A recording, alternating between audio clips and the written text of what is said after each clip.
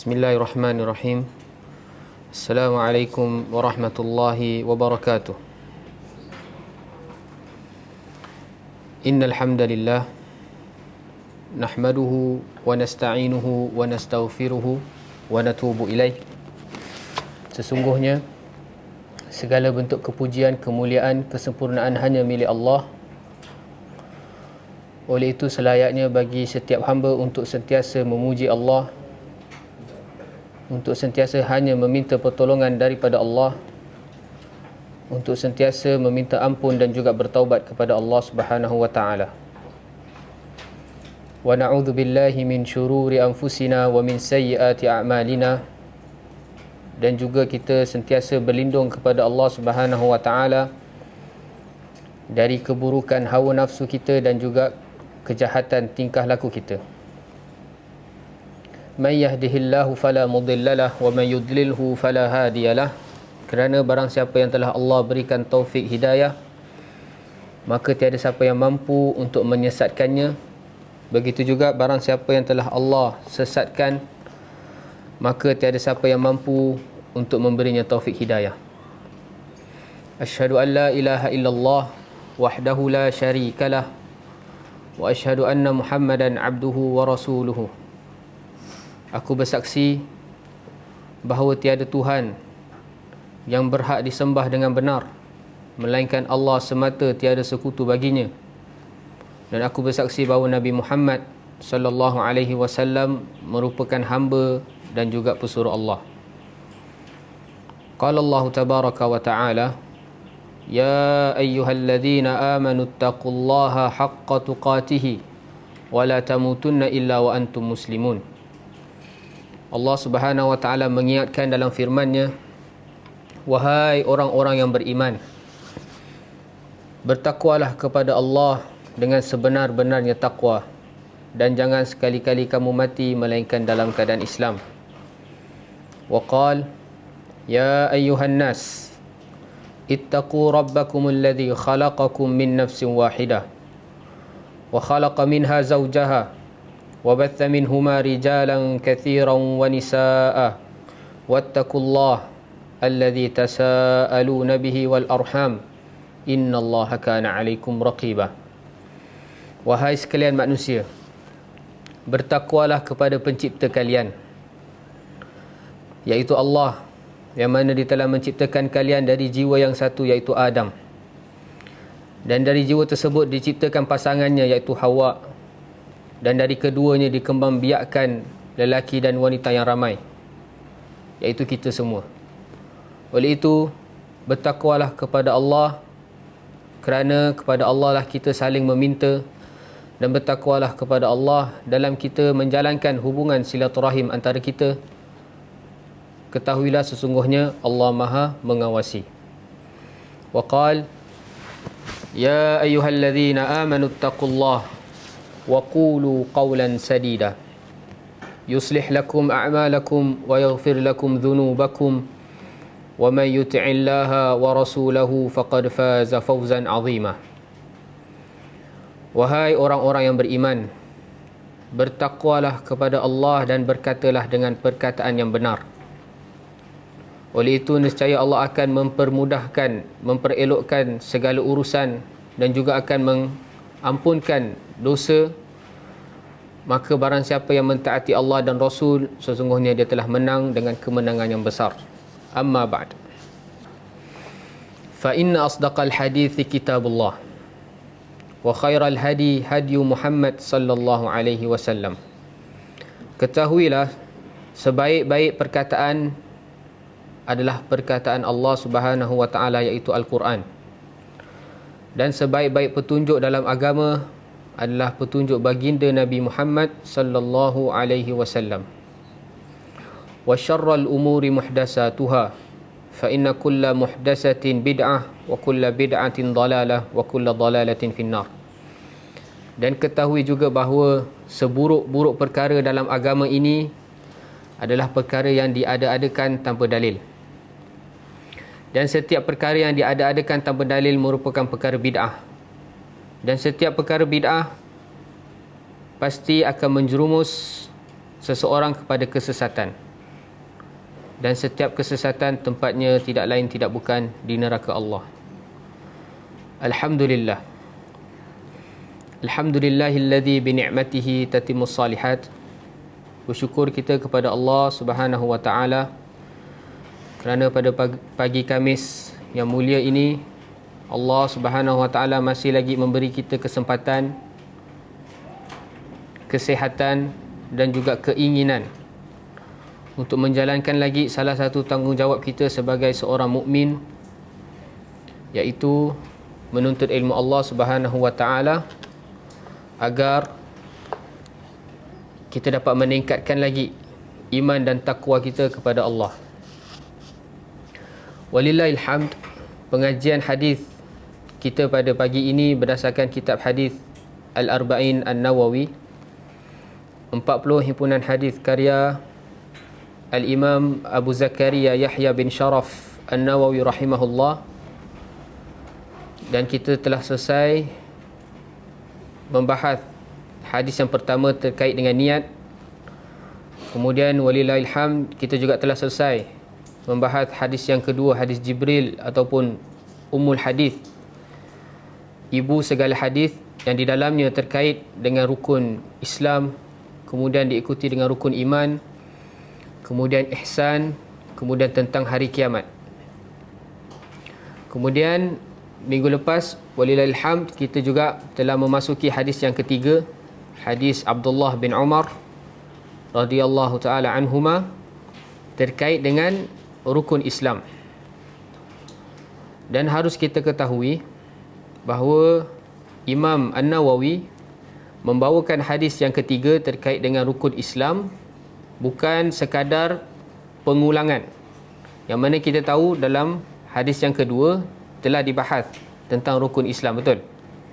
Apa soalan Jibril kepada Nabi SAW? Akhbirni anil Islam.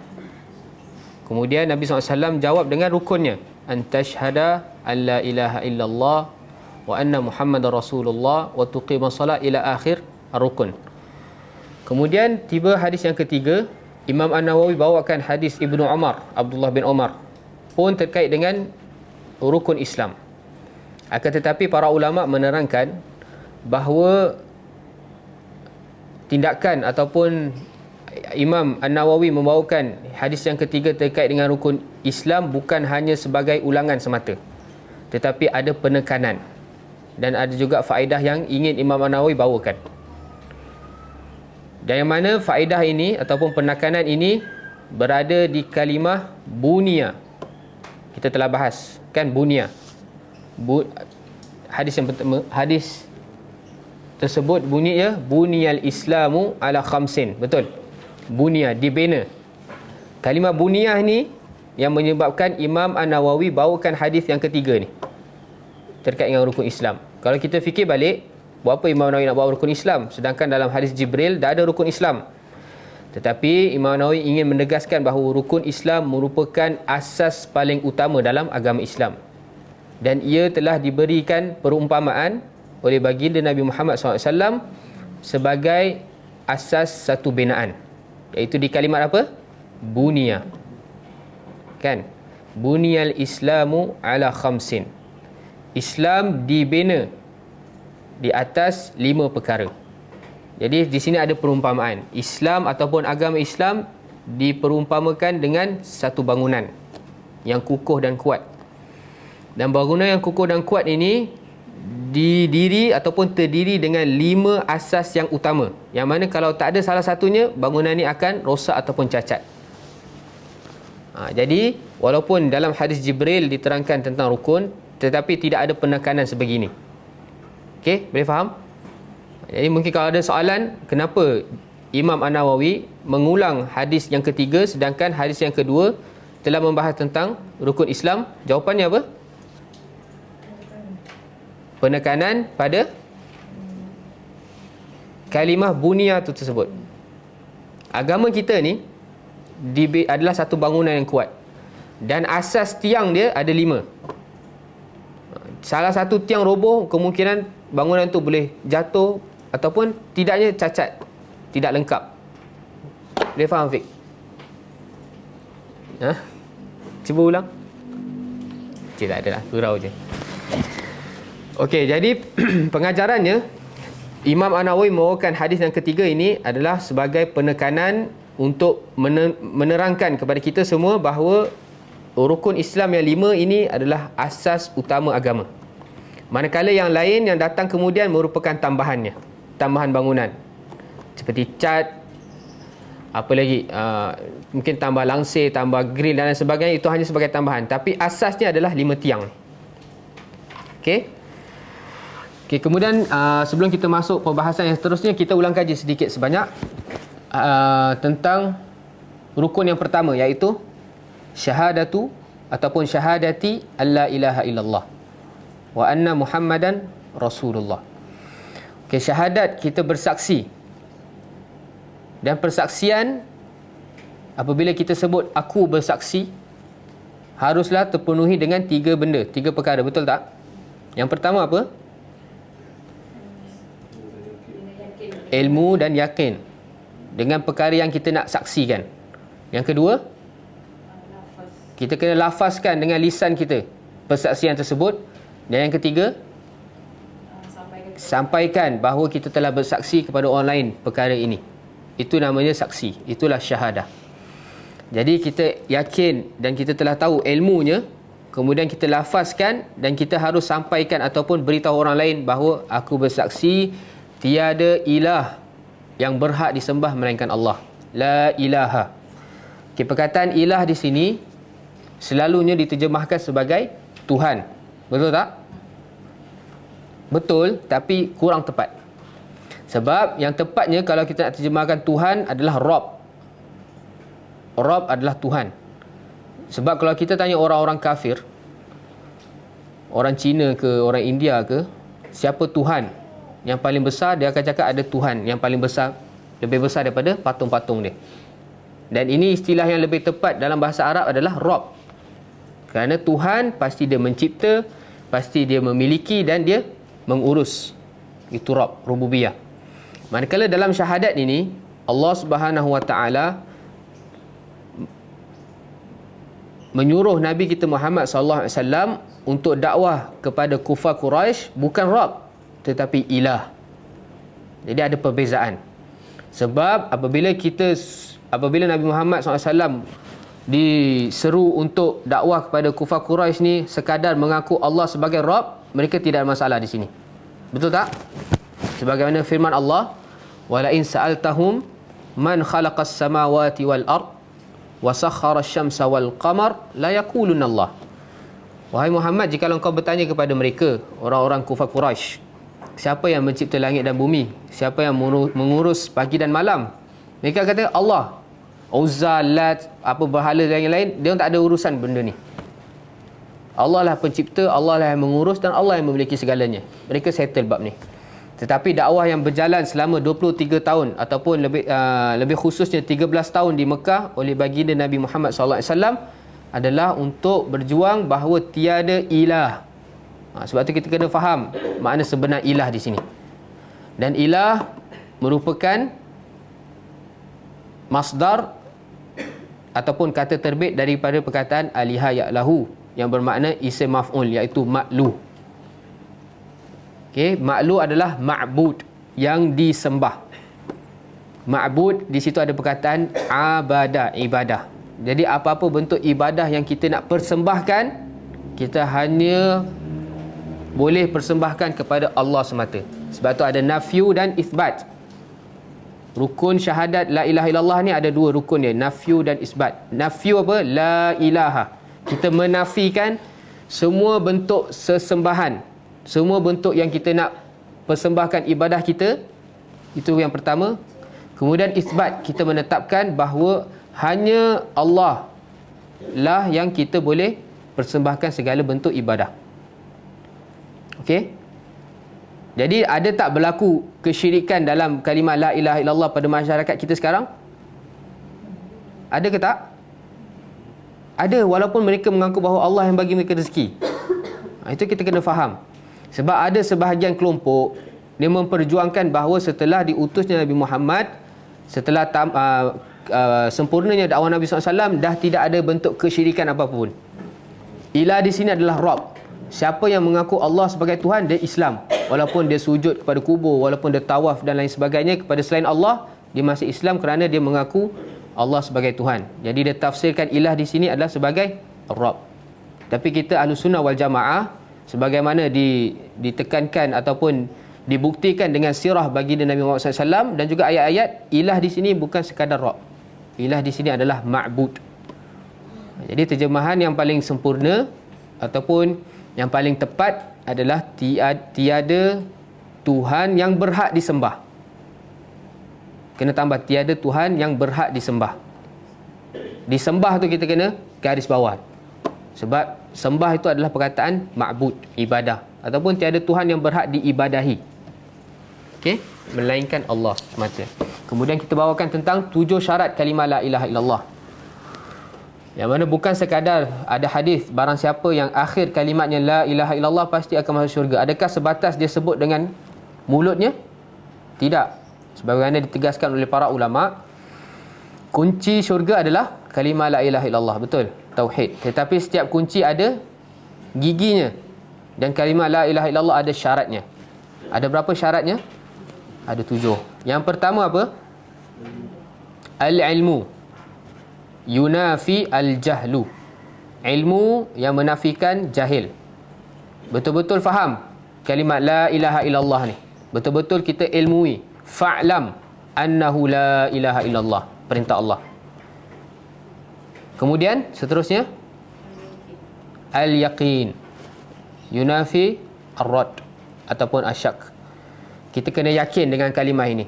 Setelah kita tahu bahawa memang tiada ilah ataupun sesembahan yang berhak kita sembah melainkan Allah, dan kita kena yakin, aku kena sujud hanya kerana Allah, aku kena tawaf hanya kepada Allah, aku kena nazar hanya kepada Allah, aku kena sembelih, apa semua bentuk ibadah hanya kepada Allah dengan keyakinan. Kemudian yang ketiga, al-ikhlas. Sebut dengan ikhlas. Sebut dengan kecintaan kepada Allah SWT. Bukan kerana habuan dunia. Bukan kerana nak inginkan jabatan ataupun apa-apa kepentingan duniawi, tak. Kita fahami la ilaha illallah ni betul-betul ikhlas. Allah sebagai Rabbul Alamin. Allah yang mempunyai asma'ul husna wa sifatil ulia, maka selayaknya hanya ibadah aku kepada Allah SWT. Itulah al-uluhiyah. Kemudian keempat, as-sidqu. As-sidqu, jujur. Dalam mengatakan, kata lawannya al-kadhibu, dusta. Sebut, dah faham, dah yakin. Sebab ada Nabi SAW hidup di kalangannya, tapi dia sebutan tu adalah tidak jujur. Siapa mereka? Orang-orang munafik. Bahkan mereka solat di belakang Nabi, berjihad bersama Nabi, sedekah bersama Nabi SAW. Akan tetapi sebutan mereka itu adalah dusta. Kemudian yang kelima, al-mahabbah. Betul? Kata lawannya al-karahah, cinta kepada Allah Subhanahu Wa Taala dalam penyebutan kalimah la ilaha illallah. Yang keenam, al-inqiyad.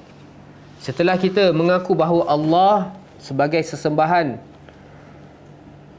yang benar, tidak ada sesembahan melainkan Allah, maka kita kena inqiyad, taat. Kena melakukan semua apa yang Allah perintah dan meninggalkan segala apa yang Allah larang. Itu al-inqiyad, at-ta'ah. Okey? Dan yang terakhir adalah al-qabul. Qabul. Menerima semua syarat-syarat yang teratas. Menerima semua yang telah Allah tetapkan. Ada sedikit perasaan, betul ke tak betul ni syahad masuk la ilaha illallah, tu kita kena tajdid balik. Kita kena perbahuri kita punya pemahaman dalam kalimah la ilaha illallah. Okey, kemudian wa anna Muhammadan Rasulullah, dan kita bersaksi bahawa Nabi Muhammad bin Abdullah Al-Qurashi bin Abdullah yang bertemu nenek moyangnya kepada Nabi Ismail, kemudian Nabi Ibrahim, merupakan pesuruh Allah. Jadi dia ada berapa? Ada 4 kewajipan yang kita kena lakukan apabila kita sebut bahawa Nabi Muhammad merupakan pesuruh Allah. Yang pertama apa? Apabila kita sebut Nabi Muhammad sebagai pesuruh Allah, ada 4 poin yang kita kena terapkan. Apa yang pertama? Apa dia? Tasdiquhu fima akhbar. Kita kena benarkan semua yang apa Nabi SAW sampaikan. Itu yang pertama, poin pertama. Jika kita ragu sedikit je apa yang Nabi sampaikan, maka kita belum sempurna kalimah syahadah kita. Yang kedua, ta'atuhu fima amar. Setelah kita membenarkan semua yang Nabi SAW bawakan berkaitan dengan kisah-kisah, berkaitan dengan benda yang gaib, berkaitan dengan perintah dan larangan, kita kena mentaati semua. Kemudian meninggalkan fima naha wa zajar, dan meninggalkan apa-apa yang Nabi SAW larang. Dan yang keempat,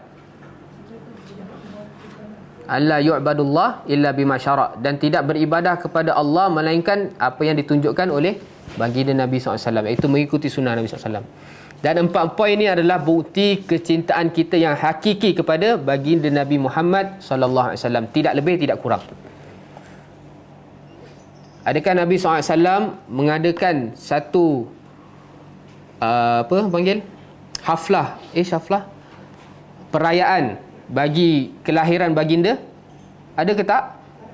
Tidak ada.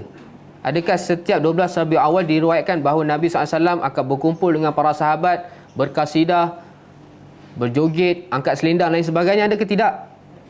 Dan adakah ini bukti kecintaan kita kepada Nabi? Ini adalah kecintaan yang dusta.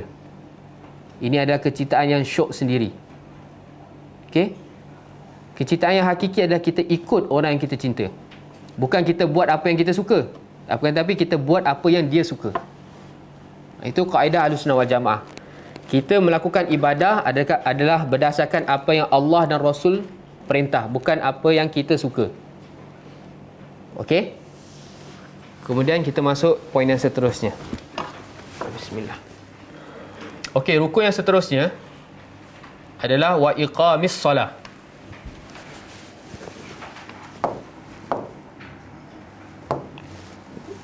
Rukun yang kedua adalah iqamis solah. Syahadat la ilaha illallah wa anna Muhammadar Rasulullah adalah satu rukun. Bukan la ilaha illallah ada satu, Muhammad adalah dua, tak. Ini mesti kena ada satu rukun. Dia tidak boleh dipisahkan. Sebab syarat ibadah kita diterima adalah berdasarkan syahadat ini. Apa syaratnya? Apa syarat ibadah kita diterima Allah? Kalau kita cakap berdasarkan syahadat ini, apa syarat dia, Adam? Yang pertama apa?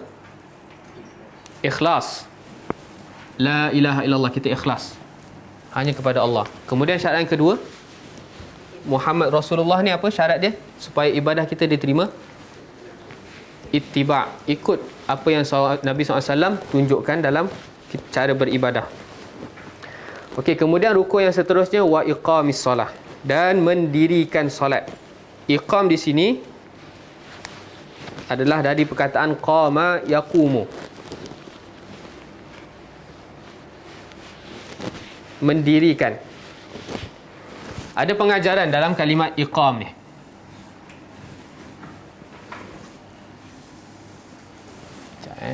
Tulis mana? Tulis kat sini.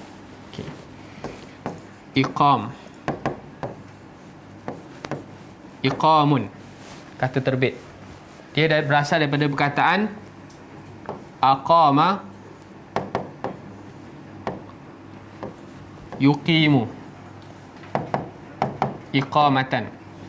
Aqama yuqimu. Asal perkataan aqama yuqimu adalah qama yaqumu. Apa makna dia? Qama yaqumu, qum fa'anzir. Makna dia apa?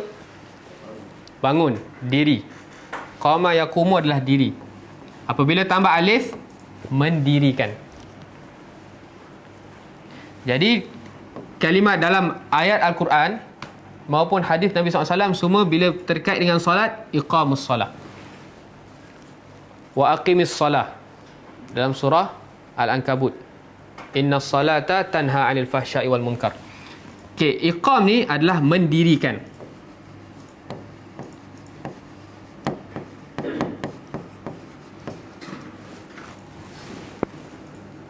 Pengajarannya apa?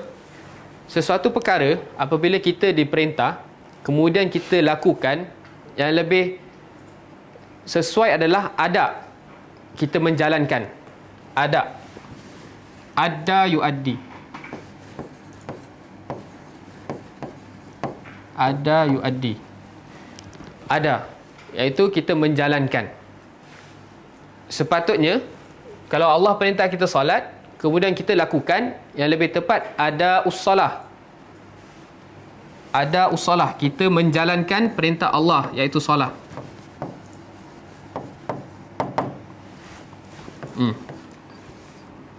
Allah perintah kita solat, yang sebetulnya sesuai adalah adab. Akan tetapi dalam nas, Allah perintah, Allah tulis iqam, dirikan. Kerana apa? Pengajarannya apa agak-agak? Apa bezanya menjalankan dengan mendirikan?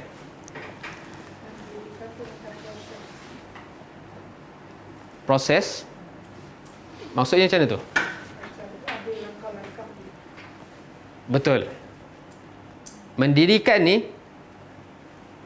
apabila kita sebut mendirikan, dia bukan sekadar kita menjalankan sahaja. Bukan kita sebagai, bila kita dah buat, kita dah berlepas diri. Tak. Mendirikan adalah kita kena jalankan proses-prosesnya, kita kena hadirkan syarat-syaratnya, rukun-rukunnya, dan kemuncak mendirikan solat yang sebenarnya apa? Innas salata tanha 'anil fahsya'i wal munkar. Itu kemuncaknya. Dan terbukti tak solat itu mencegah daripada perbuatan keji dan mungkar pada zaman kita sekarang? Tak terbukti pun. Bahkan AJK surau pun lepas solat, keluar surau isap rokok. Betul tak? Tapi kalau kita tengok ayat Quran, sesungguhnya solat mencegah perbuatan keji dan mungkar. Orang yang melakukan itu, dia bukan iqam, tapi dia adab. Dia buat solat hanya untuk berlepas diri supaya tak dosa je. Tapi itu bukan perintah Allah. Perintah Allah untuk kita bahagia dunia dan akhirat adalah kita mendirikan solat. Kemuncaknya adalah innas salata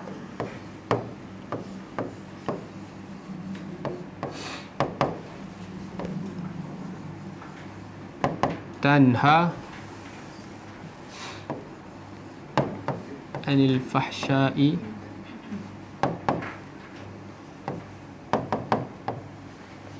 wal munkar. Sebelum tu Allah perintah aqimis salah. Surah Al-Ankabut ayat berapa? Ayat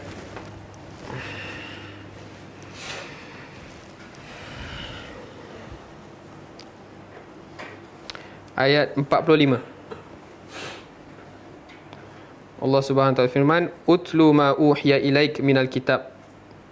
Wahai Muhammad, bacakan apa yang diwahyukan kepada engkau daripada Al-Quran. Kemudian perintah seterusnya aqimis salah. Al-Ankabut ayat 45.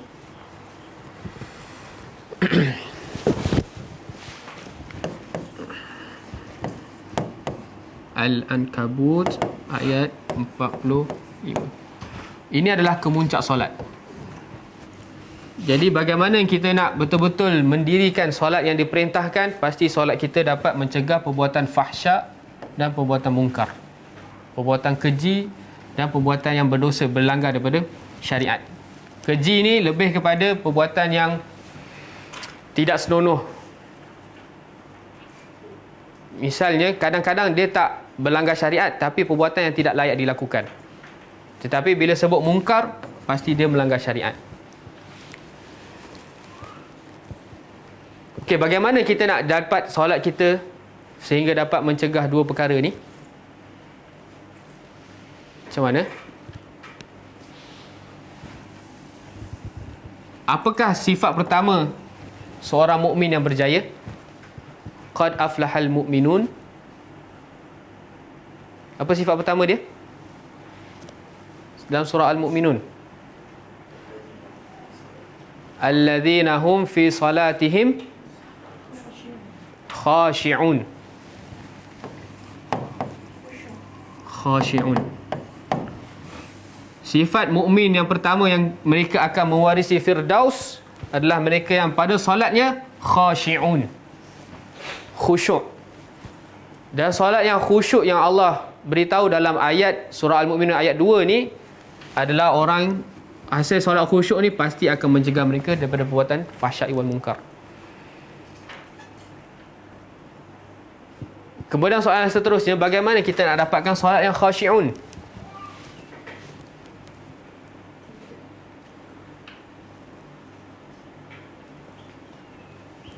Siapa yang dah beli buku surah Ma'arij? Siapa yang dah baca, dia ada jawapan dia.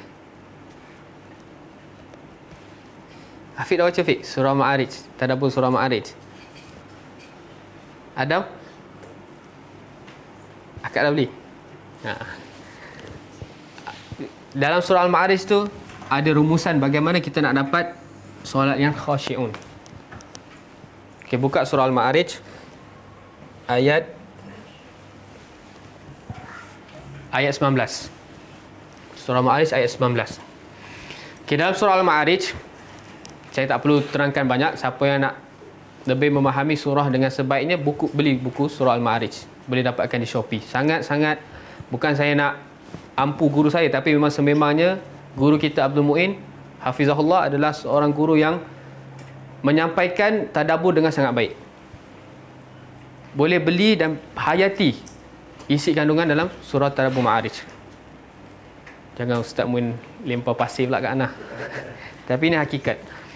Okey, dalam buku tu, dalam surah Al-Ma'arij, dia adalah surah Makkiyah. Allah menceritakan tentang kejadian hari kiamat. Sebelum ayat 19 ni, daripada ayat 1 sampai ayat 19. Tentang kejadian hari kiamat, tentang neraka, tentang bagaimana Allah azab dan lain sebagainya. Kemudian start ayat 19 ni, Allah menceritakan tentang sifat insan yang Allah cipta. A'udzubillahi minasyaitanir rajim. Allah berfirman, innal insana khuliqa halu'a. Sesungguhnya, ni penekanan, takkid, al-insan, semua jenis insan, kita semua. Alif lam lil jins. Khuliqa, diciptakan, halu'a, ada sifat halu'a pada diri kita, pasti. Kita akan sentiasa berkeluh kesah. Itulah sifat manusia. Lahir-lahir baby kalau tak dapat susu, dia sabar ke dia nangis? Dia nangis. Itulah sifat manusia. Kemudian Allah bagi detail lagi bagaimana sifat idza massahu syarr, apabila insan tu, ni insan, massahu, menimpanya, asyar, keburukan. Apa-apa jenis keburukan, apa sifat dia? Jazu'a, sama juga macam halu'a. Dia akan berkeluh, dia tak sabar. Kemudian lagi, wa idza massahu, dan apabila ditimpanya al-khair, kebaikan, manu'a, dia kedekut pula, tak bersyukur. Betul tak? Memang sifat manusia ni, bila dia dapat benda yang dia tak suka, dia akan mengeluh. Hei, ada kelas pula hari ni, Ustaz ingatkan cuti. Tak ada kurang. Tapi bila dapat benda yang dia suka, alhamdulillah ada kelas, dia tak bersyukur pula. Itulah sifat manusia. Dan kita tak boleh nafikan kerana dia dalam Al-Quran. Tetapi ada pengecualian. Tak semua manusia macam tu. Apa pengecualiannya? Illal musallin. Kecuali orang-orang yang solat. Ustaz nak tanya, kawan saya pun solat juga, berjemaah dengan saya setiap hari. Tapi dia kalau dapat benda yang buruk, dia maki je. Macam tak betul ayat ni. Kita jangan stop kat sini. Kita baca musallin yang sebenarnya apa. Sifat musallin, orang-orang yang mendirikan solat, yang menjadi hatinya tenang, dia dapat apa yang dia tak suka, dia sabar. Dan tingkatan sabar yang tertinggi adalah dia bersyukur. Kemudian apabila dia dapat suatu perkara yang dia sayang, dia suka, adalah dia bersyukur kepada Allah. Dia menjadikan kenikmatan tersebut sebagai tambahan ataupun pendorong dia untuk beribadah lebih kepada Allah, adalah orang yang mendirikan solat. Tetapi orang yang mendirikan solat bagaimana? Alladzina hum ala salatihim daimun. Iaitu mereka yang atas ataupun ketika melakukan solatnya daimun. Daimun apa terjemahannya? Sentiasa. Apa maknanya?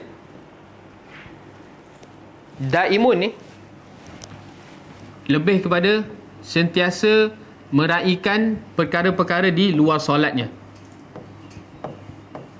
Maksudnya apa? Sebelum dia nak mendirikan solat yang sehingga menjadikan hati dia tenang, tidak berkeluh kesah, sehingga solat yang menjadikan dia tanha anil fahsya'i wal munkar, dia memperhatikan keadaan luar solatnya. Dia memperhatikan taharahnya. Dia selalu memperhatikan tentang wuduknya, kesempurnaan wuduknya. Dia, bagi yang lelaki, dia mengerjakan solat di masjid. Sebelum solat dia melakukan solat sunnah. Semua pendorong luar solat ni akan menghasilkan solat yang menjadikan hati orang tu tenang. Itu maksud daimun. Jelas? Nak lebih jelas boleh beli buku Al-Ma'arij. Kemudian seterusnya, walladzina fi amwalihim haqqun ma'lum, dan mereka yang pada hartanya ada hak bagi orang-orang yang maklum dan dimaklumi, iaitu zakat. Lis-sa'ili wal mahrum, orang yang meminta dan orang juga tidak meminta. Dia memperhatikan sentiasa. Inilah hati orang yang tenang. Dia tak kedekut. Dia dapat rezeki lebih, dia cari asnaf. Kadang ada sebagian asnaf, dia susah tapi tak nak meminta. Kerja bagi kita untuk cari orang yang mahrum ni. Kadang orang sa'il ni ramai. Baru kadang sebagian orang, dia hanya mematikan yang sa'il je. Yang mahrum dia tinggalkan. Tak. Orang yang hati dia tenang, yang sehingga dia tidak berkeluh kesah, dia akan mencari orang ni. Sebab harta dia tak kedekut. Kemudian walladzina yusaddiquna biyaumiddin. Kemudian hati kita akan tenang dengan cara apa? Yusaddiquna biyaumiddin. Kita membenarkan hari akhirat. Kita ditimpa musibah. Contohnya apa? Phone rosak. Musibah tak Adam? Phone rosak. Musibah lah. Musibah besar bagi orang sekarang. Bukan phone rosak, wifi tak ada pun dah musibah dah. Kan? Tetapi bila dia betul membenarkan hari akhirat, dia akan tenang. Dia sabar. Okay, aku ada phone rosak, mungkin dengan aku tak ada phone ni, aku dapat beribadah lebih kepada Allah. Aku dapat fokus kepada Al-Quran. Aku dapat fokus kepada mentaati kedua ibu bapa. Tidak aku larau 1, 2, 3 jam buat benda yang tak berguna. Kan? Sebab tu hati dia tenang. Sebab dia yakin, walaupun dia hilang apa yang dia cinta, jangan dia sampai hilang syurga Allah. Kan? Apa seberat mana ujian pun, dia akan percaya ada syurga Allah di situ jika kita sabar. Boleh Afiq? Kemudian kemuncak orang yang memperbenarkan hari akhirat adalah walladzina hum min adzabi rabbihim mushfiqun. Dia akan takut akan azab Allah. Al-khauf wal raja. Dia bukan hanya mengharapkan syurga je. Dia akan fikir juga tentang azab Allah. Kalau aku buat apa yang Allah larang, aku akan diazab oleh Allah. Kalau aku tinggalkan apa yang Allah perintah, aku juga akan diazab oleh Allah. Itu menjadikan dia tak keluh kesah. Jadi tenang. Dan sehingga solat dia menjadi solat yang tanha anil fahsya'i wal munkar. Kemudian Allah tegaskan inna azab rabbihim ghairu ma'mun. Sesungguhnya azab pencipta kalian, pemilik kalian, pengurus kalian ghairu ma'mun, tidak aman. Tidak akan aman bagi sesiapa pun. Walaupun dia dah kena azab berapa puluh ribu tahun, dia tetap tidak aman. Diazab kemudian dihidupkan lagi. Diazab kemudian dihidupkan lagi. Diazab bukan hilang kepala mati, tak. Kita dibakar sehingga hati kita terbakar baru kita mati. Kalau di dunia ni kita terbakar mungkin kulit berapa persen, akhirnya kita ICU dan mati, betul tak? Kat neraka tak? Kat neraka walaupun kulit dah terbakar, tinggal tulang masih hidup. Tulang dah terbakar pun masih hidup, sehingga hati kita bahagian yang paling dalam terbakar baru kita mati, kemudian dihidupkan lagi. Dalam surah apa? Narullahil muqadah allati tattali'u 'alal afidah. Itulah neraka Allah, ghairu ma'mun. walladzina hum li furujihim hafizun, dan mereka adalah orang yang pada kemaluan mereka jaga. Mereka jaga mereka punya, apa orang panggil, kehormatan. Tidak melakukan zina. Wa na'udzubillah. Apatah lagi, zina mata, zina hati, zina perbuatan dia jauhi. Itulah orang yang akan tenang. Tapi kalau dia layan zina mata dia, zina hati dia, sehingga dia melakukan wa na'udzubillah perbuatan keji zina tersebut, dia tak akan tenang selagi dia tak bertaubat kepada Allah. Kemudian walaupun Allah suruh kita jaga, Allah faham kehendak manusia tu ada tempat untuk dia tempiaskan kemahuan dia. Jadi Allah bagi pengecualian, kecuali atas azwajihim, isteri-isteri mereka ataupun hamba-hamba yang mereka miliki. Fa innahum ghairu malumin. Kehadap mereka tidaklah bersalah untuk kita tempiaskan nafsu kita, bahkan berpahala jika kita niatkan kerana Allah. Faman ibtagha wara'a dzalika faulaika humul adun, dan barang siapa yang mencari selain daripada isteri dan hamba-hamba, maka merekalah orang yang adun, melampaui batas. Kemudian amanah mereka jaga, syahadah mereka, persaksian pun mereka tegakkan. Yang terakhir Allah tutup dengan walladzina hum ala salatihim yuhafizun. Jadi apa? Daimun. Yang kedua, yuhafizun. Daimun, kita sentiasa menjaga segala perbuatan yang dapat mendorong kekhusyukan kita dalam solat. Kita betul-betul jaga wuduk kita. Dalam melakukan wuduk, kita ikut sunnah Nabi. Kita bagi lelaki pergi solat berjemaah. Kemudian kita dirikan solat-solat sunat sebelum solat fardu. Itu adalah makna daimun. Kemudian yuhafizun adalah di dalam solat. Jaga perkara-perkara di dalam solat. Jaga syurut dia. Jalankan rukun solat. Kemudian jalankan semua sunnah-sunnah yang ada dalam solat. Barulah dua perkara ni dapat menghasilkan apa? Khashi'un.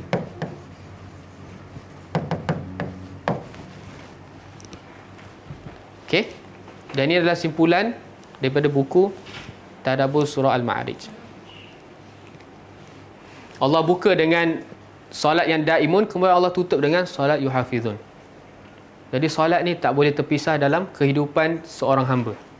Sebab tu dia jadi rukun yang kedua. Bahkan rukun solat ni adalah satu-satunya rukun yang ijma' para sahabat, barang siapa yang tinggalkan walaupun malas, kafir. Walaupun ada khilaf di situ. Tapi yang lebih tepatnya, siapa yang tinggalkan solat walaupun dia tahu solat tu wajib, dia tinggalkan kerana malas, dia telah jatuh kafir. Kemudian balasan bagi orang ni adalah ulaika fi jannatin mukramun, dan mereka lah di syurga Allah yang dimuliakan. Jadi bagaimana kita nak capai solat yang khasyi'un? Kita kena hadirkan daimun dan hafizun. Sebab tu ini adalah salah satu hikmah adanya solat-solat sunat. Salah satu hikmah Allah wajibkan wuduk sebelum solat. Itu semua dapat mendorong kita agar lebih khusyuk dalam kita punya solat, sehingga solat kita dapat mencegah kita dari perbuatan keji dan mungkar. Dan solat kita dapat menjadikan kita orang-orang yang diwarisi Firdaus, syurga Firdaus Allah.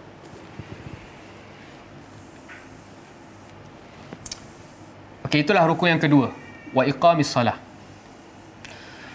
Kemudian ada beberapa cara daripada para ulama. Ada 6 cara mungkin dapat saya kongsikan bagaimana kita nak khusyuk dalam solat kita.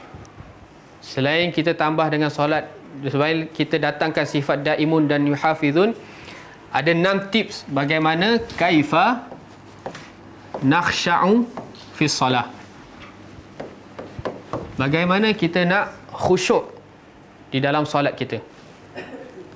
Okay, yang pertama, al-istihdar wal istish'ar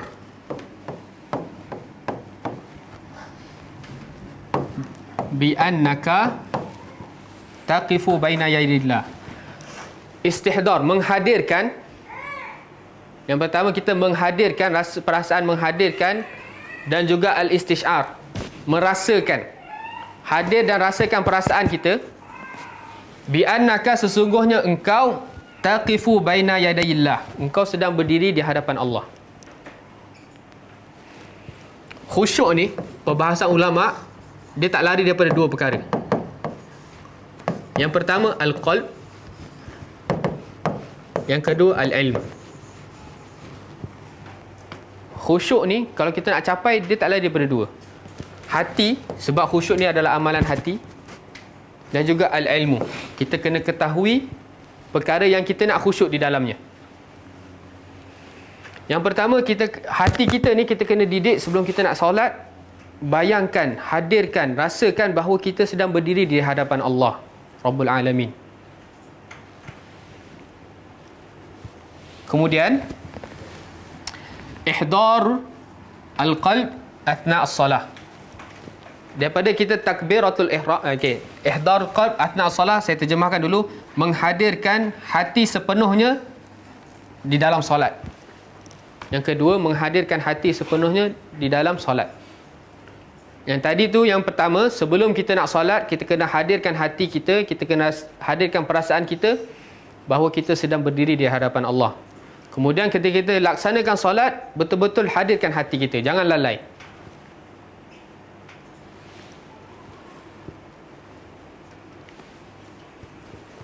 Ihdar al-qalb athna as-salah. Sepanjang solat, daripada takbiratul ihram sehingga salam, hati kita ni tidak lari melainkan kepada Allah sahaja. Tidak fikir tentang aku nak masak apa, tak fikir tentang aku nak buat apa lepas ni, tak fikir rupanya kunci aku tertinggal dalam sofa kat situ. Semua tu berlaku dalam solat kerana bisikan syaitan. Tetapi solat yang khusyuk, dia tak ingat semua tu. Sebab bila kita sebut Allahu Akbar, takbiratul ihram, apa makna dia? Allah Maha Besar. Dalam kaedah bahasa Arab, bila kita sebut akbar, lebih besar, akbar ni daripada perkataan kabir kan? Kabirun, besar. Akbar, lebih besar. Seperti hasanun, baik. Ahsan, lebih baik. Dalam kaedah bahasa Arab, bila kita bawakan perkataan misalnya ahsan, lebih baik, misalnya kita sebut Adam ahsan, Adam lebih baik. Kalau kita stop kat sini, dalam kaedah bahasa Arab salah, tak sempurna ayat kita. Pasti kita kena bawa Adam ahsan min fulan, dari fulan, baru betul. Adam lebih baik daripada fulan, itu baru jumlah yang sempurna. Tapi kalau kita cakap Adam ahsan je, itu jumlah yang salah dalam kaedah bahasa Arab. Akan tetapi kalimah Allahu Akbar, tak perlukan kita bawa Allahu Akbar min daripada sekian dan sekian, tak. Sebab memang Allah lah yang lebih besar daripada semua urusan. Allah lah lebih besar daripada urusan orang tua, Allah lah lebih besar daripada urusan peribadi kita, Allah lah lebih besar daripada urusan dunia. Semua urusan Allahu Akbar. Boleh faham kalimah Allahu Akbar ni? Sebab tu ketika kita nak menghadap Allah, kita sebut apa? Allahu Akbar. Aku nak menghadap Allah, aku nak bermunajat kepada Allah, maka Allah lah urusan yang paling besar daripada urusan dunia aku yang tengah fikirkan sebelum solat. Baru akan ada rasa khusyuk. Sebab apa? Walladhi nafsi biyadih, sabda Nabi SAW, inna ahadakum idha qama ila salah. Macam mana hadis dia, Afiq? Kita solat tu kita bermunajat kepada Allah. Inna ahadakum idha qama ila salah fa innahu Adam yunaji rabbahu. Dah hafal kan? Lupa. Nabi SAW sebut, sesungguhnya walladhi nafsi biyadi, dan demi nyawa aku berada di tangan Allah, sesungguhnya setiap hamba apabila dia mendirikan salat, sesungguhnya dia sedang apa? Yunaji rabbahu, dia sedang bermunajat dengan pencipta dia. Bukan sekadar batas rukuk, sujud, duduk, tak. Lebih daripada itu, kita sedang bermunaji dengan Allah. bermunajat dengan Rabbul Alamin, Ar-Razzaq. Okey. Lepas tu apa yang Nabi perintah? Falyanzur, istamir ya Afiq. Falyanzur kaifa yunajihi. Maka lihatlah, perhatikan bagaimana dia bermunajat kepada Allah. Sebab tu hikmah dia lafaz Allahu Akbar ni kebanyakan dalam perbuatan solat kita, betul tak? Kita tak berteriak Allahu Akbar. Sebenarnya kita nak rukuk, kita sebut Allahu Akbar, supaya hati kita ni ingat balik Allah yang Maha Besar. Jangan kita lalai. Melainkan kita iktidal saja. Sami Allahu liman hamidah. Yang lain semua kita Allahu Akbar. Itulah ihdar al-qalb athna as-salah. Kemudian yang ketiga, cara ketiga untuk khusyuk dalam solat, tafahum wa tadabbur bima naqul minal ayati wal adhkar. Kita faham dan juga kita tadabbur dengan apa yang kita sebut dalam solat. Faham dan tadabbur apa yang kita sebut dalam solat daripada ayat Quran maupun zikir-zikir. Ketika kita nak solat, kita hadirkan perasaan kita menghadap Allah, kita berdiri di hadapan Allah. Kemudian kita hadirkan perasaan hati kita. Kemudian kita faham apa yang kita sebut, Allahu Akbar, Allah Maha Besar. Ketika kita rukuk, Subhana Rabbiyal Azim, Maha suci Allah, Maha suci pencipta aku yang Maha Agung.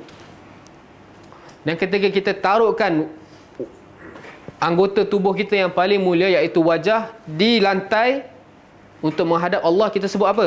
Subhana Rabbiyal A'la, Maha suci Tuhan aku yang Maha tinggi. Kita ni manusia sangat rendah, kecil di hadapan Allah. Ketika kita sujud tu, kita hadirkan perasaan hati aku, ya Allah, aku nak sujud kepada Rabbul Alamin. Betul-betul ikhlas, bawa kepala kita, kita sujud kepada Allah dengan rasa tazallul wal khudu'. Itu maksud khusyuk.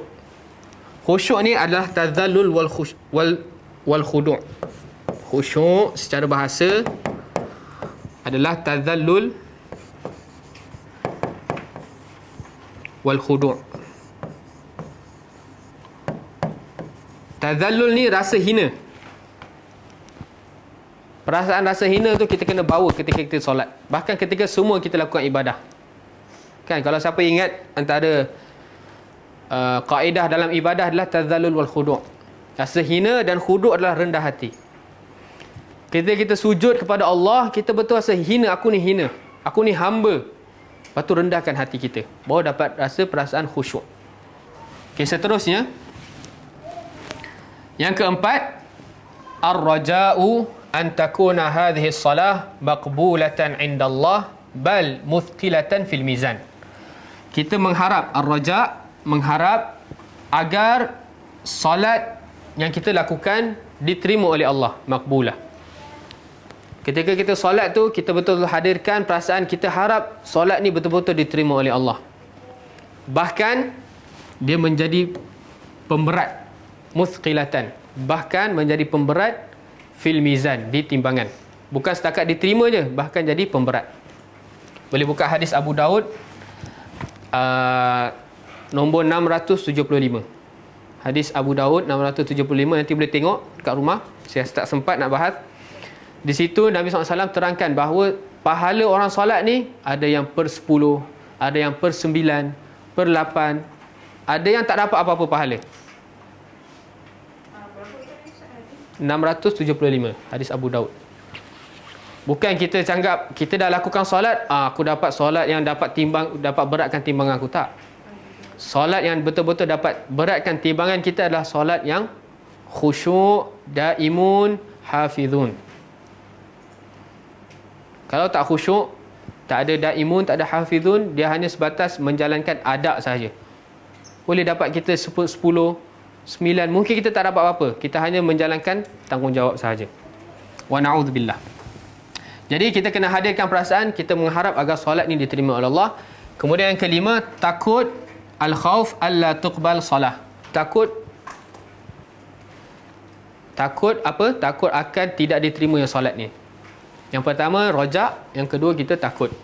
Kita kena seimbang dua ni, supaya kita tak syok sendiri ataupun kita berputus asa. Kemudian yang keenam, al-haya'u minallah, rasa malu di hadapan Allah. 6 tips ni akan mendorong seseorang agar dapat lebih khusyuk biiznillah dalam solatnya. Al-haya' minallah ni macam mana? Saya bagi analogi. Misalnya kita dipanggil oleh sultan nak bagi darjah datuk. Ketika semua suruh diri di hadapan sultan, boleh ke seseorang tu dia tengok jam, bahkan main phone, lalai macam tu? Ada ke orang macam tu? Takkan, dia mesti malu, tahu tak? Dia mesti fokus, aku nak dapat datuk ni. Baru datuk. Kan? Ramai juga dapat datuk juga yang ada cucu. Bapa mertua saya pun dah datuk. Tapi di hadapan manusia untuk dapat apa? Dapat kemewahan dunia ni betul-betul diri tegak. Macam polis diraja kan? Apa, askar-askar sanggup diri tegak sampai pingsan. Sebab dia malu orang semua tengok. Tapi adakah kita solat, kita boleh garuk, kita boleh lalai? Mana perasaan malu kita kepada Allah? Hadirkan perasaan malu tu. Aku sedang menghadap Allah. Layak ke aku nak lalai? Layak ke aku nak garuk, aku nak fikir benda yang lain? Okey, kita masuk perbahasan seterusnya. Itulah maksud wa iqamis solah. Okey? Kalau boleh kita habiskan hari ini insya-Allah. Kemudian rukun yang seterusnya nombor 3. Ya. Daimun, kita menjaga semua perkara di luar solat yang dapat mendorong kita solat khusyuk. Seperti apa? Kita pergi, sebelum kita bagi seorang lelaki, sebelum dia nak pergi solat Jumaat, sebelum nak pergi solat berjemaah, dia ambil uduk dulu.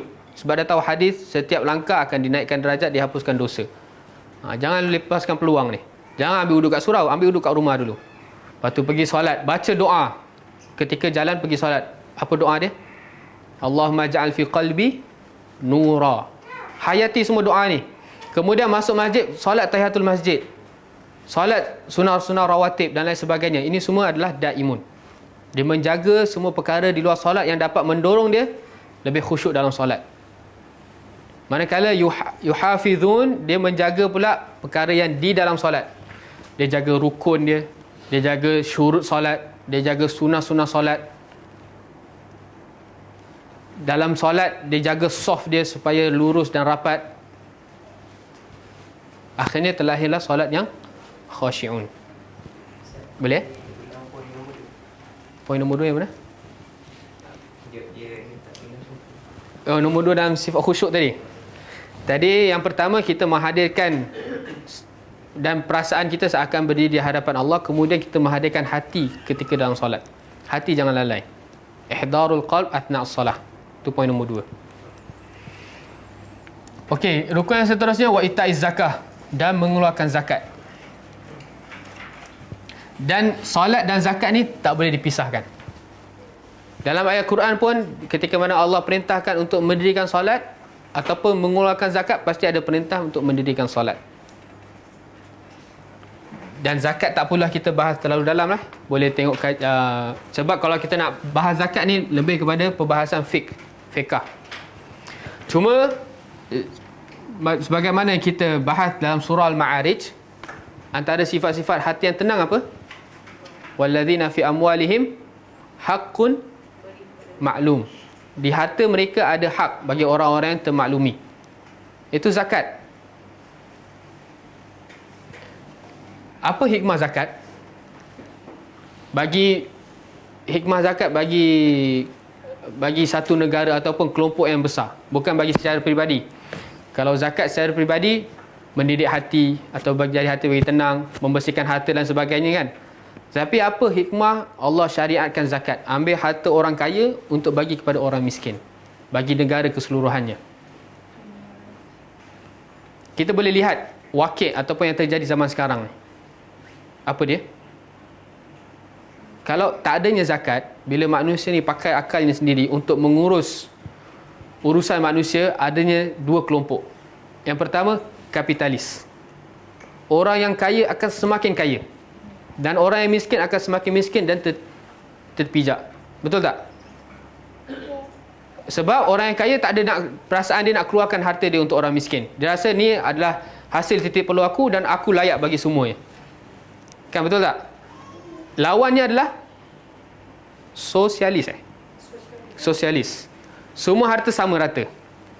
Yang kaya, yang miskin. Komunis, bukan sosialis. Sosialis tu kapitalis lah kan. Lawan dia adalah komunis. Yang berusaha betul-betul penat, lelah pagi petang malam cari duit.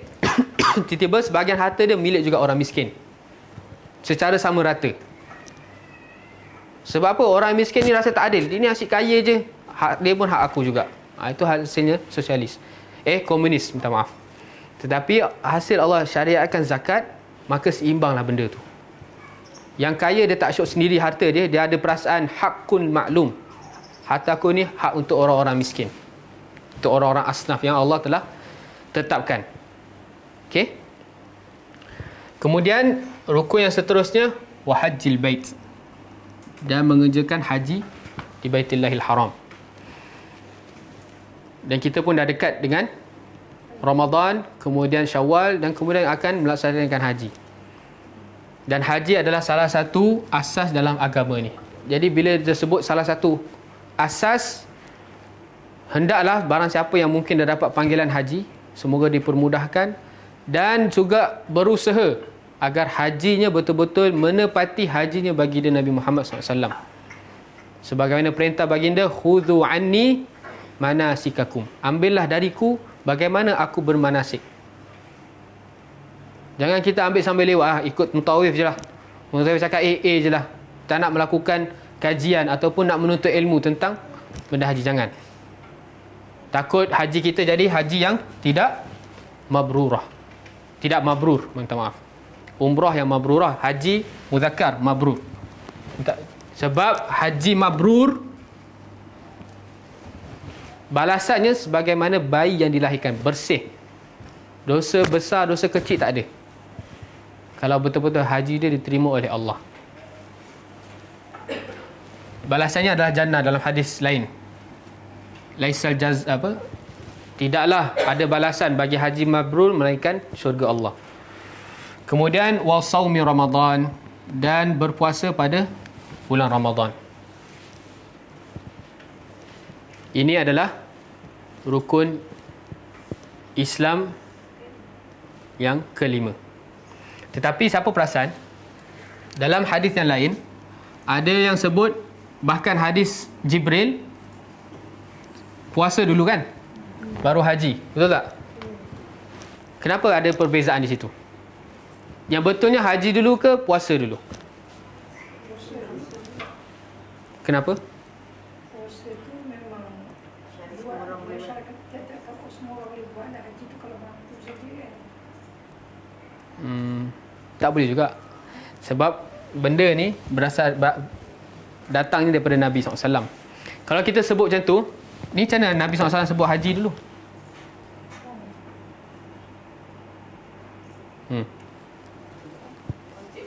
Sebab ni adalah nas. Nabi cakap A, kita cakap A. Jangan kita cakap A+. Faham tak? Jadi ada perbahasan di kalangan ulama'.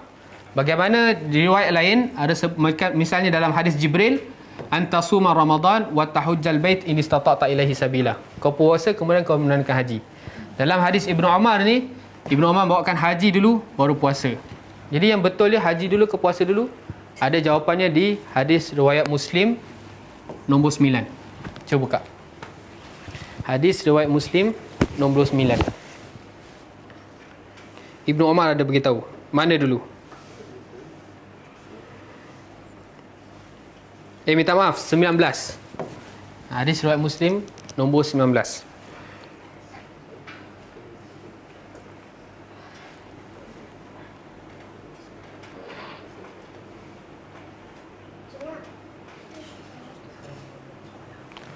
Okey, hadis ni pun terkait dengan rukun Islam.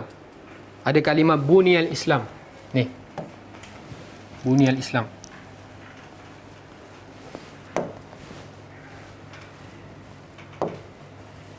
Sama juga seperti hadis Ibnu Umar yang kita bahas dalam Arba'in Nawawi. Bunyal Islamu ala khamsin. Ala an yuwahhidallah. Tauhid. Inilah kalimah la ilaha illallah. Wa iqamis salat. Kat sini tak ada tentang syahadah anna Rasulullah kan? Tapi bila kita mentauhidkan Allah, kita yakin dengan Nabi SAW. Sebab Nabi SAW adalah utusan Allah. Jadi bentuk kesempurnaan dalam bertauhid, kita meyakini bahawa Nabi adalah pesuruh Allah yang mana kita kena ikut. Sebab barang siapa yang buat bid'ah ni, tak ikut Nabi SAW, sebenarnya dia ada problem dekat tauhid dia sendiri. Bukan sekadar dekat sunnah bid'ah je, dekat tauhid pun ada problem. Kemudian wa iqamis salah wa ita'iz zakah, ni wa siyam Ramadan wa hajj. Ramadan dulu baru hajj. Kemudian ada faqala rajulun, ada seorang berkata, al-hajj was siyam, haji dululah Ibn Umar, baru siam. Macam kita perbahasan sekarang, haji dulu baru siam.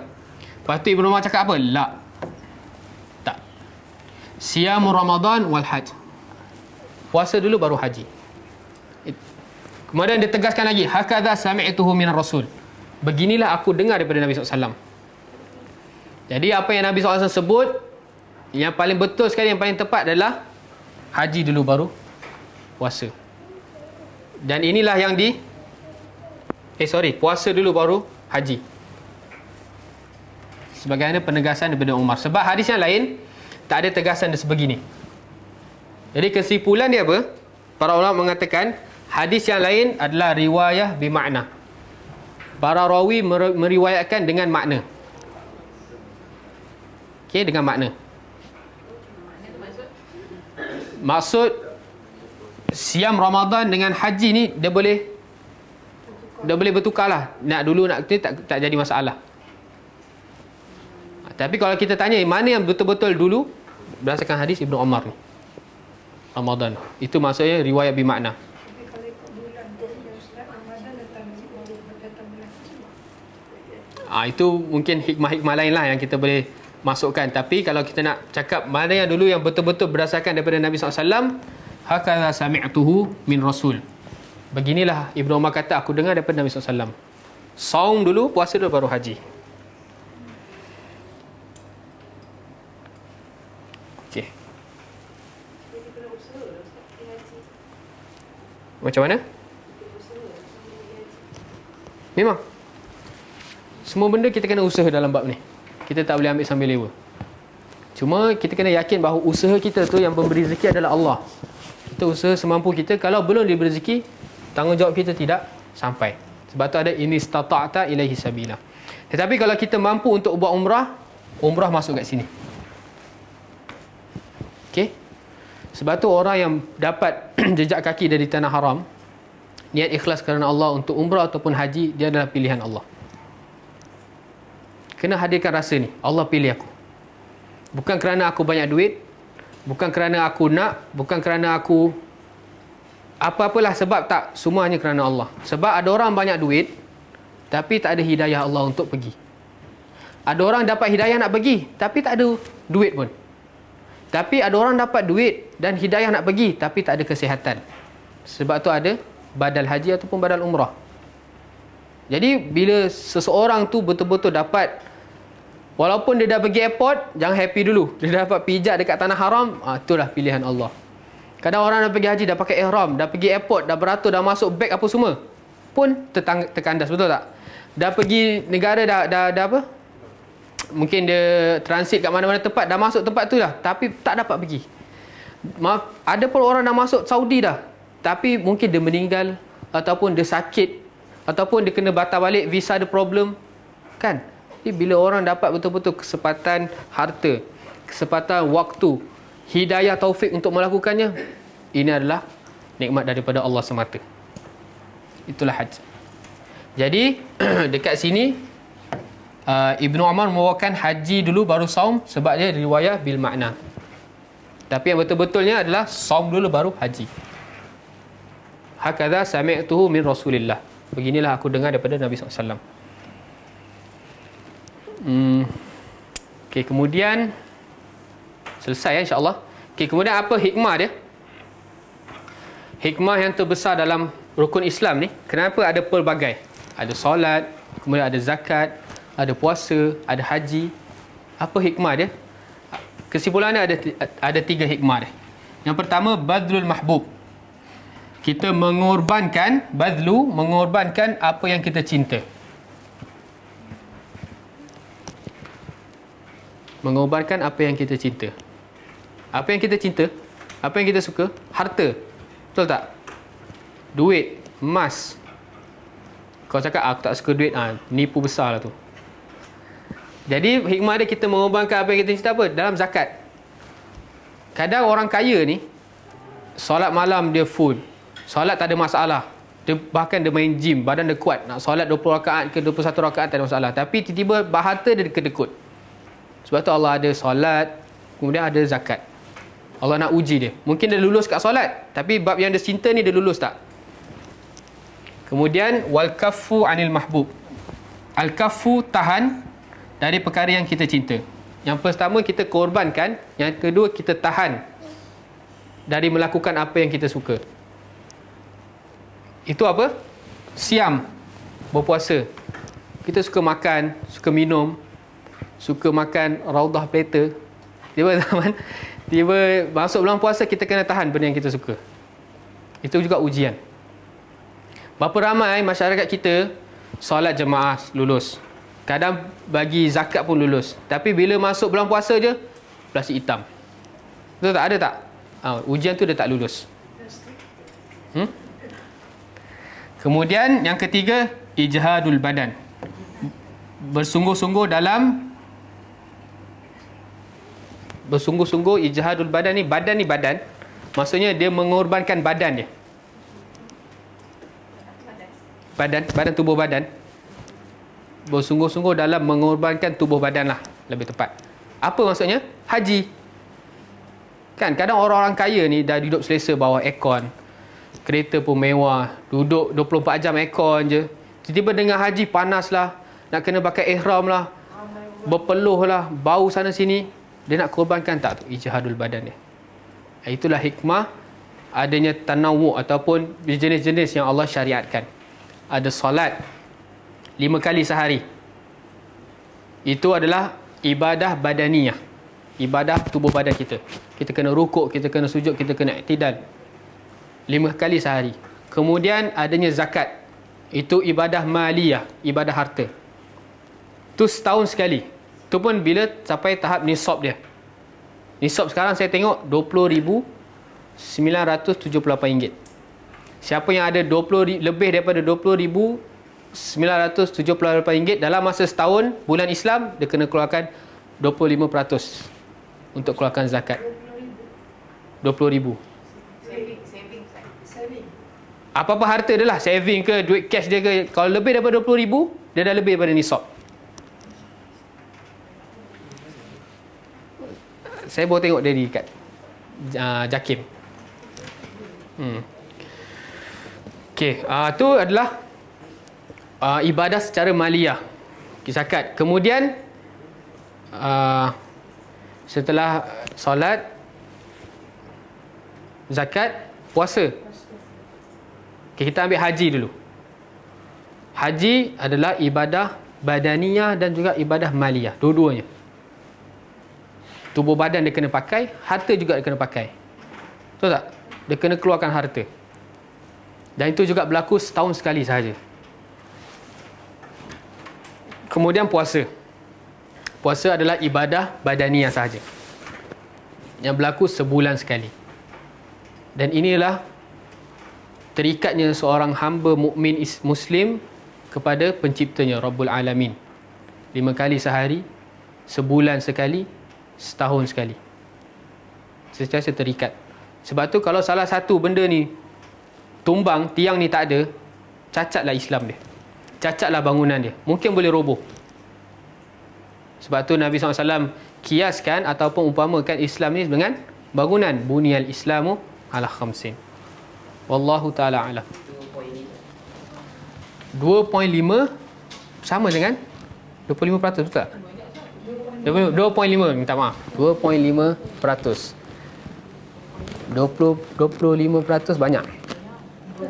Minta maaf. 2.5%. Saya pun harta saya tak sampai nisab, sebab tu saya tak kira pun. Okey, faedah dia nak hari ni ke minggu depan? Minggu depan hari ni juga. Faedah dia hari ni. Okey, faedah hadis yang ketiga. Syuf Zakwan, dia nak faedah hari ni ke minggu depan?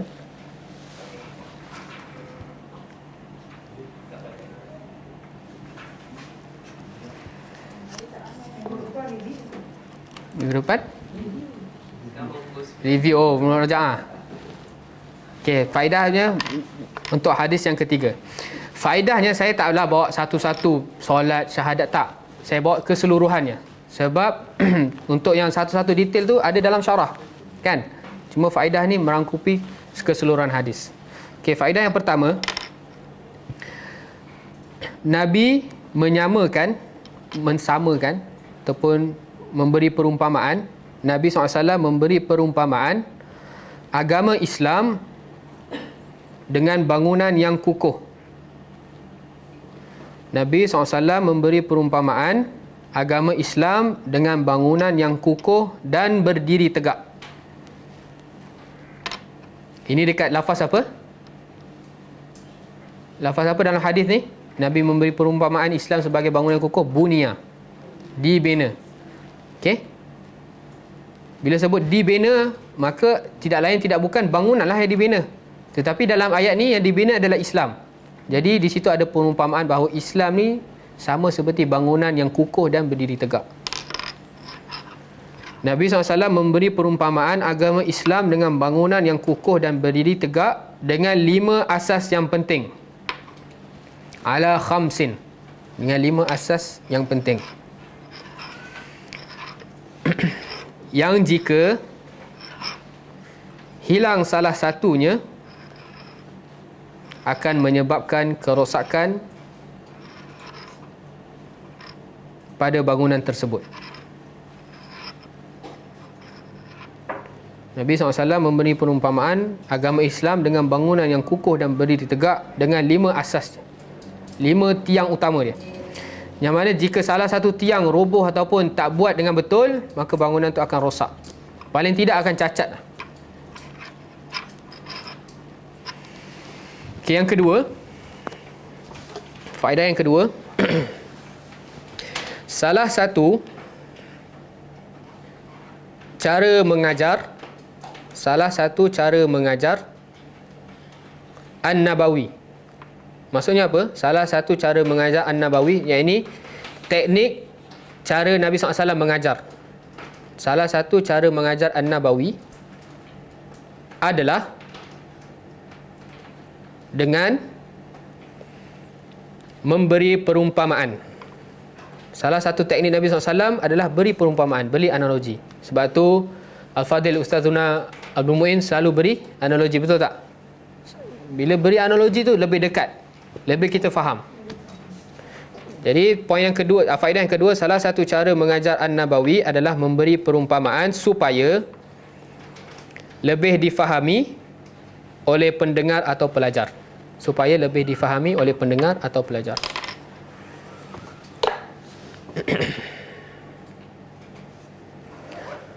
Okey, yang ketiga, di antara bentuk kebijakan seorang da'i, di antara bentuk kebijakan seorang da'i adalah, di antara bentuk kebijakan seorang da'i adalah mengutamakan yang paling penting. Di antara bentuk kebijakan seorang da'i Afiq tak masuk ni saya cakap dengan pelajar saya, ialah mengutamakan yang paling penting dalam menyampaikan kepada mad'u. Ni dalam apa? Dalam pengajaran ni bagaimana kita boleh dapat dalam hadis yang ketiga ni? Di antara bentuk kebijakan seorang da'i menyampaikan yang paling utama bagi seorang mad'u. Apa dia? Urutan rukun Islam. Nabi SAW bawa urutan rukun Islam yang paling utama dan utama. Yang pertama sekali adalah syahadat.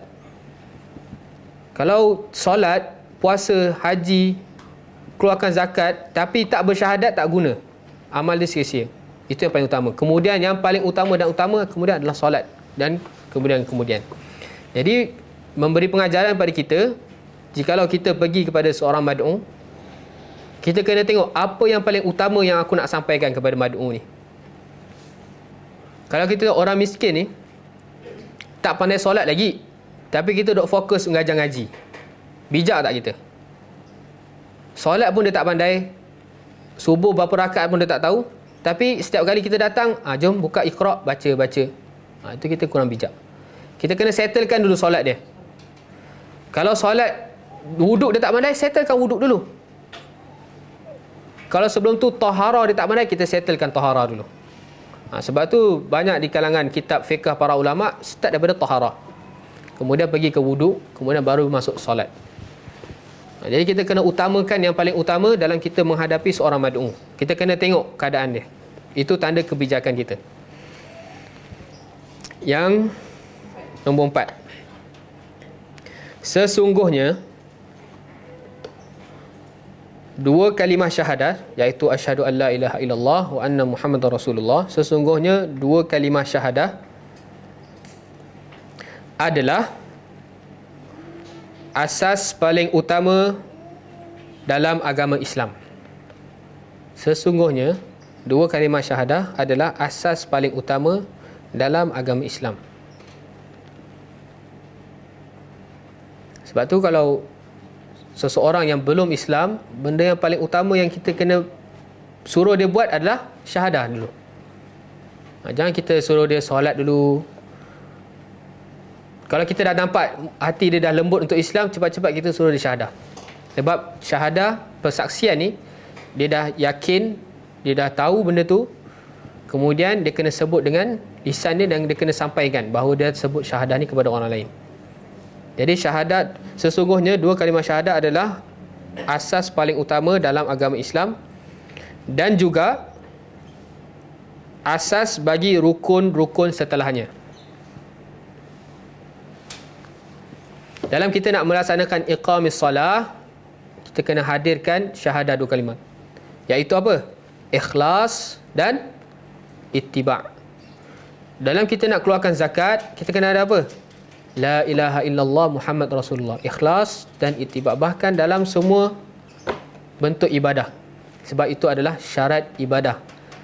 Al-ikhlas, la ilaha illallah, dan al-ittiba', kita mengaku, kita bersaksi bahawa Muhammad ibn Abdullah merupakan pesuruh Allah sallallahu alaihi wasallam. Okey, yang kelima,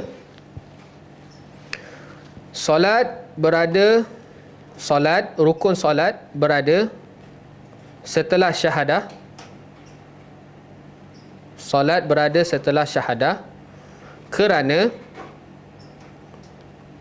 ia merupakan ibadah yang paling utama secara mutlak.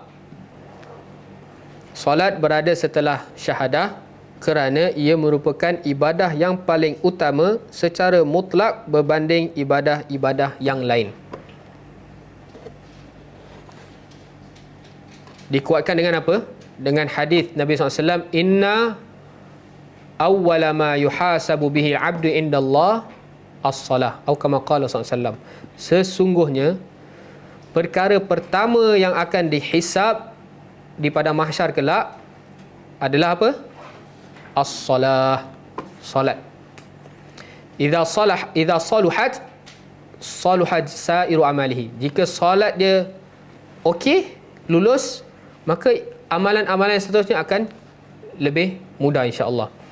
Wa idza fasadat fasadat sairu amalihi, atau kama qala sallallahu alaihi wasallam. Jika solat je dah teruk, tak solat, ataupun solat tak ada khusyuk, solat tak ada daim, tak ada hafiz, maka amalan-amalan seterusnya akan lebih buruk lagi. Sebab tu solat adalah solat yang betul-betul solat yang dapat menjadikan hati kita tenang apabila ditimpa musibah, kita sabar, dan tingkatan sabar yang tertinggi adalah bersyukur. Dan solat yang menjadikan hati kita apabila dapat yang kita suka, kita syukur, kita jadikan nikmat tersebut untuk lebih beribadah kepada Allah, adalah solat yang daimun, yuhafizun, lahirlah solat khashi'un, yang kemudian akhirnya tanha anil fahsya'i wal munkar. Wala dzikrullahi akbar. Wallahu ya'lamu ma tasnaun. Aqimus salah. Okey, kemudian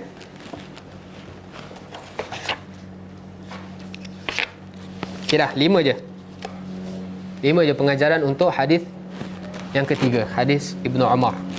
Dan insya-Allah minggu depan kita akan masuk hadis Abdullah bin Mas'ud, ataupun digelar sebagai hadis Shadiqil Masduq. Sebab dalam hadis tu ada perkataan Shadiqul Masduq.